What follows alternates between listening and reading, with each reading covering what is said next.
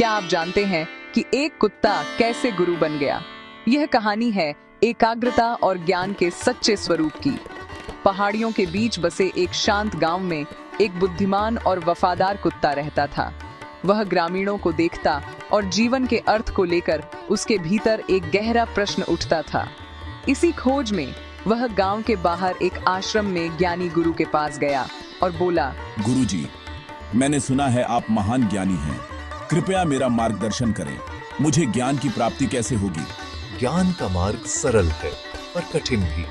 तुम मेरे चरणों में बैठो और उन्हें चाटो, लेकिन ध्यान रहे कि इस दौरान मन में एक भी विचार न आए। कार्य में पूरी तरह डूब जाओ। कुत्ते ने गुरु की आज्ञा का पालन किया और पूरी श्रद्धा से उनके चरण चाटने लगा। वह पूरी तरह से उस क्षण में खोया हुआ था, लेकिन अचानक उसके मन में एक विचार आया, क्या मैं सही से यह कार्य कर रहा हूँ? कहीं कोई गलती तो नहीं हो रही? तुम्हारे मन में विचार आ गया है, तुमने ध्यान खो दिया, फिर से शुरू करो। कुत्ते ने फिर प्रयास किया, इस बार और भी अधिक ध्यान लगाकर। लेकिन कुछ ही देर बाद उसके मन में एक और विचार आया, क्या मैं इस पवित्र कार्य के योग्य हूँ? मैं तो बस एक साधारण कुत्ता हूँ। तुम्हारे मन में फिर से विचार आ गया है, इस बार संदेह का। तुम्हें फिर से शुरू करना होगा।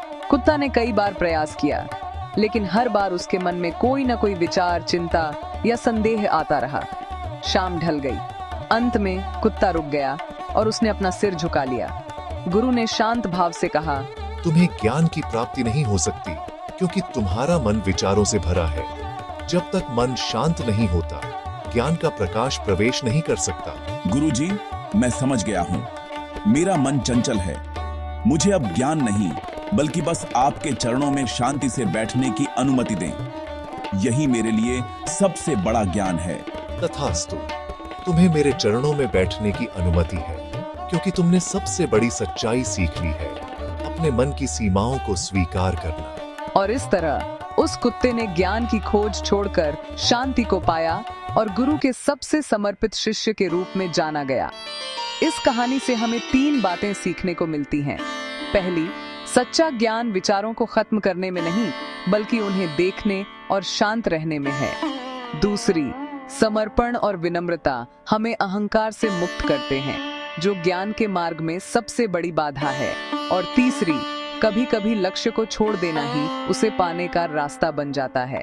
अगर आपको यह कहानी पसंद आई तो हमारे चैनल को लाइक और सब्सक्राइब करें।